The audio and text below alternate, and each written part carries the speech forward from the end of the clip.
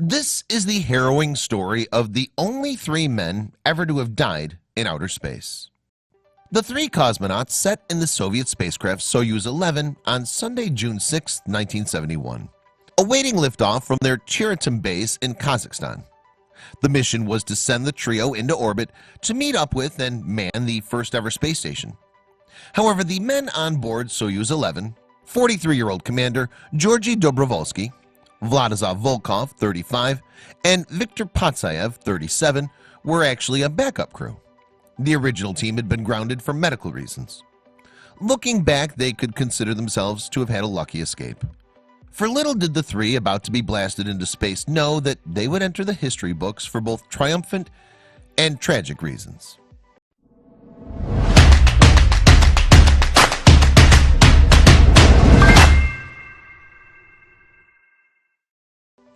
For the Soviet Union in the early 1970s, the Soyuz 11 mission was the highest propagandic importance. The communist state had recently achieved a first in its intense space race with the US. The Soviets had successfully launched the first ever space station, Salyut 1, into orbit around the Earth in mid-April 1971. But Soyuz 10, launched just days later with 3 cosmonauts on board, had failed in its objective to dock with Salyut 1. This made the Soyuz 11 project all the more significant, as the Soviets were eager to show the world that its space program was still on track. The intense rivalry known as the space race had started off with a win for the Soviet Union in October 1957 when it successfully fired Sputnik 1, the first satellite, into Earth orbit. This was followed by further Sputnik missions, including Sputnik 2 in November 1957, which carried Laika the dog, making her the first living creature to orbit the planet. In April 1961, Soviet cosmonaut Yuri Gagarin became the first man in space. But in the following years, the US got its own space program off the ground. Its National Aeronautics and Space Administration, NASA, accomplished a great deal in the 1960s, including the first manned flight to the moon, Apollo 11, in 1969. This saw American astronaut Neil Armstrong become the first man to set foot on the lunar surface. So by 1971, the Soviets were more than keen to show that its objective to have a sustainably operational space station in orbit was achievable. But in fact, the mission did not get off to the best of starts. 4 days before the scheduled Soyuz 11 blastoff, the original crew underwent a routine medical check at Moscow's Institute of Biomedical Problems. Unexpectedly, one of the party, Valery Kubasov, was found to have a dark area on his lung.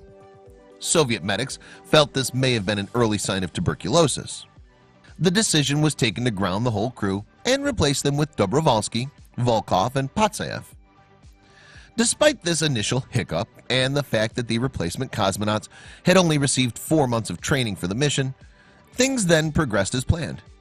The Soyuz 11 takeoff went without incident, and the next day the spacecraft had arrived at the Soyuz 1 space station.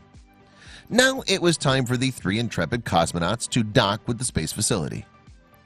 Unlike the Soyuz 10 crew of the previous mission, Dobrovolsky and his men were able to successfully dock with Salyut 1. But there was an ominous sign to greet them. When the cosmonauts first entered the space station, the air inside was foul, with a strong burning smell.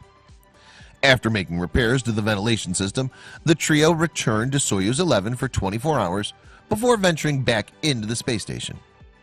The cosmonauts then spent more than 3 weeks on Salyut 1, carrying out a range of mind and body experiments for the scientists back on Earth. One important task was to assess the physical impact of this long period spent in the weightless conditions of space. For one related exercise, the cosmonauts actually used a gym treadmill aboard Salyut 1, although it apparently made the whole vessel shake when in use.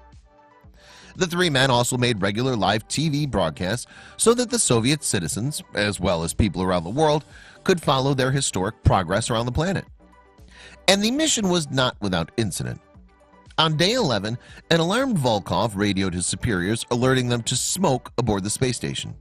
Fortunately, the burning vapor turned out to have come from one malfunctioning piece of equipment, and the situation was quickly resolved. Nevertheless, the cosmonauts ended up clocking 23 days in orbit, a remarkable feat at the time. No human had ever spent this long in space before. The previous record had been 18 days and was set by 2 cosmonauts aboard Soyuz 9 in 1970. The record set by the crew of Soyuz 11 was to stand for 2 years until it was surpassed by the US Skylab 2 mission in 1973. Its astronauts spent a total of 28 days in space. Now at the end of their operational activities aboard Salyut 1, Dobrovolsky, Volkov, and Patsayev prepared themselves for the return journey to the Soviet Union.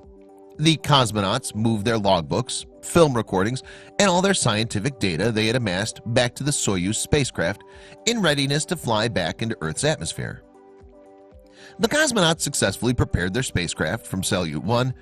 After 3 orbits of the Earth aboard Soyuz 11, the men prepared for their descent back to the planet's surface. Using the crew's call signal, Yantar, Mission Control radioed, "Goodbye, Yantar, till we see you soon on Mother Earth." In reply, Dobrovolsky simply signed off, "Thank you, be seeing you." As scheduled, Soyuz 11 now set off its retro rockets automatically, and these burned for a timed 7 minutes. The craft's parachutes streamed correctly on release as the descent module fell towards the Earth's surface. Everything seemed to be going just as planned. But there was a cause for concern for Mission Control. Try as they might, they found that they could not raise the crew on radio. The Soyuz 11 capsule fell to the ground in a remote area of Kazakhstan. Dobrovolsky, Volkov, and Patsayev had been ordered not to try and exit the landed craft themselves. The cosmonauts had been instructed to wait for ground crew and medics to reach their position when the trio would be assisted from the module. The recovery unit soon reached the capsule and got its hatch open as quickly as possible. And it turned out that the 3 cosmonauts did indeed need help vacating the vessel. A Russian official, Karim Karimov, was later quoted in the specialist title Space Safety magazine. "Outwardly, there was no damage whatsoever," he said in an article from 2013. The recovery team knocked on the side, but there was no response from within. On opening the hatch, they found all 3 men in their couches, motionless, with dark blue patches on their faces and trails of blood from their noses and ears. Frantically, the recovery crew then extracted the 3 cosmonauts from the module and laid them out on the ground. Commander Dobrovolsky's body was still warm. The medics began to administer CPR, but sadly this life-saving procedure was to no avail. Dobrovolsky, Volkov, and Patsayev were all dead and were far beyond any medical help. The tragedy was total. The 3 men, it seemed, had been asphyxiated as their descent module had sped towards the Earth's atmosphere. In other words, the cosmonauts had died while they were still in outer space. The cause of their deaths had been a faulty air valve. It had failed as the re-entry capsule had separated from the main craft at an altitude of about 104 miles. This valve failure had turned the inside of the cosmonauts' capsule into an airless vacuum. This, of course, is an environment in which no human can survive for long. Dobrovolsky, Volkov, and Patsayev would have been incapacitated within seconds and dead within as little as 1 minute. The cause of death given in the resulting autopsy work was hemorrhage of blood vessels in the brain. In fact, these 3 men are the only humans ever to have died in outer space. All other spaceflight tragedies have occurred within the Earth's atmosphere. Dobrovolsky, Volkov, and Patsayev were posthumously awarded Hero of the Soviet Union Gold Stars. Their bodies were displayed in open coffins laid out in honor at Moscow's Central House of the Soviet Army. Many thousands of ordinary Muscovites came to pay their final respects to the fallen cosmonauts. So too did a shaken Leonid Brezhnev, the Soviet leader at the time. The Soyuz 11 disaster was to have a lasting impact on not only the Soviet space program, but America's too. It was soon recognized that the 3 cosmonauts would have survived if only they'd been wearing pressurized spacesuits. Both superpowers changed protocols so that space travelers would always wear such protection when there was any chance of decompression. However, it remains a fact that being an intrepid pioneer carries inherent dangers, and Dobrovolsky, Volkov, and Patsayev found out.